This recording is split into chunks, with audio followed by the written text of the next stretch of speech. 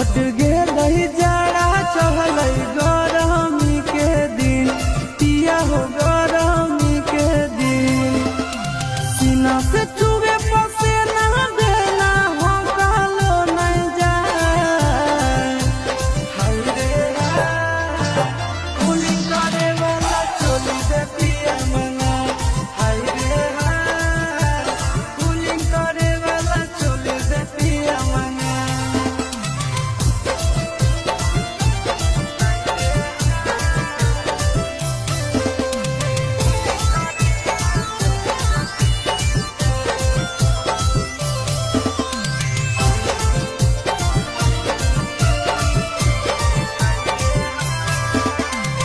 भीग जा है साया साड़ी भीजो है